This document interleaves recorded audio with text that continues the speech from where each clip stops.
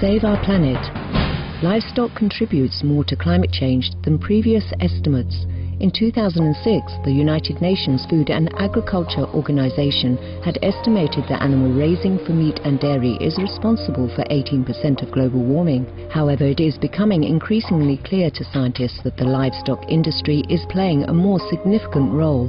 If we look at the proportion of greenhouse gas emissions from different parts of livestock production, Dr. Rajendra Pachauri, Chief of the United Nations Intergovernmental Panel on Climate Change, or IPCC, made the following remark during a talk he gave in September 2008 on the role of reducing meat consumption in addressing global warming. Since people found out about this talk that I was going to give here today, I've received a number of emails from people that I respect saying that the 18% figure is an underestimate. It's a low estimate, and in actual fact it's much higher. Greenhouse gases are emitted during virtually every step of the meat producing process. Of the three major greenhouse gases, carbon dioxide, methane and nitrous oxide, methane is up to 72 times more potent than CO2, while nitrous oxide is up to 300 times more potent. To arrive at the potency of these gases, the general method is to average over a 100-year period. However, methane in particular is a much shorter-lived gas. Scientists have thus determined that it is more accurate to average methane's potency over 20 years. This gives methane a 72 times greater potency than CO2 as a greenhouse gas. US physicist Noam Moore of the New York University Polytechnic Institute stated the following in a telephone interview with Supreme Master Television. When measured over 100 years, the United Nations said animal agriculture is responsible for 18% of global warming emissions, which is an enormous amount, far more than all transportation put together. If you look at it on a shorter term, methane has an outsized effect, so that number goes up. The true value in the near term, when we take all these things into account, is much higher. If you look at these reports, they'll suggest it has about 25 times the impact of CO2, but really when it's up there in the atmosphere doing its work, it's 72 times the impact, and that makes a big difference. At 37% of global methane emissions, livestock is the single largest source of human-caused methane. Sure, we have to deal with CO2 in the long run, but if you want to make an impact on climate in the next 20 years, the place to do it is with the shorter-lived greenhouse gases, most important of which is methane. So, of the emissions in the next 20 years, the CO2 in this year's emissions will only be about 40% of the total warming. The other 60% or more will be from the shorter-lived gases, most important of which is methane. In addition, according to US physicist Noam Moore, livestock has an even larger share of emissions when yet another unaccounted factor is acknowledged.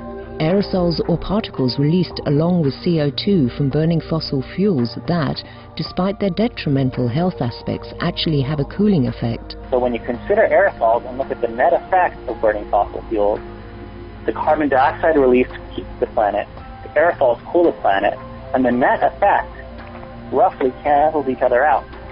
That means that most of the warming we've seen historically and are likely to see in the near future comes from other gases, mainly methane. Already, livestock is 20% of all greenhouse gas emissions.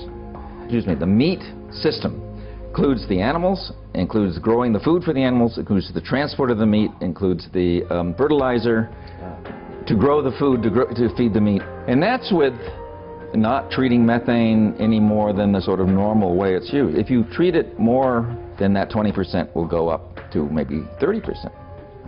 So the 30% in the next 20 years is going to be due to meat production. Dr. T. Colin Campbell, a renowned researcher and internationally best-selling author of The China Study, also indicated that livestock's role in heating the planet is much bigger. And I just had some information just recently that the new figures now indicate that at least half of the greenhouse gases that are out there now, not the 15 or 20%, at least half, and maybe considerably more, are due to livestock production. We thank the distinguished scientists for confirming the importance of reducing meat consumption to minimize methane emissions. May everyone soon join in the sustainable plant-based solution to most effectively halt global warming for all inhabitants of our Earth. In a July 2008 video conference with our association members in Thailand, Supreme Master Ching Hai revealed through her deep insight the reality of animal agriculture's cumulative cause in global warming. Because meat producing causes 80% of global warming. Transportation, water, deforestation, refrigeration, medical care for animals and humans, and etc., etc. All kind of pollution coming from meat production. It's not just the land that they use, it's not just the methane gas and nitrous oxide that they produce. It is all these byproducts. There's no end to the list. We cannot rely on green technology alone to save the planet, because the worst cause of it is from the meat industry. Everybody knows it.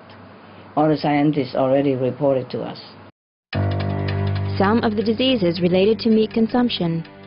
Cured meats and fish increase leukemia risk in children. Antibiotic-resistant superbug infections from a strain of Staphylococcus aureus. Blue tongue disease, E. coli, salmonella, bird flu, mad cow disease, or Creutzfeldt-Jakob disease, 90% of the population at risk. Pigs disease, or PMWS, listeriosis, shellfish poisoning, preeclampsia, Campylobacter, Clostridium difficile, diseases hidden in healthy-appearing livestock.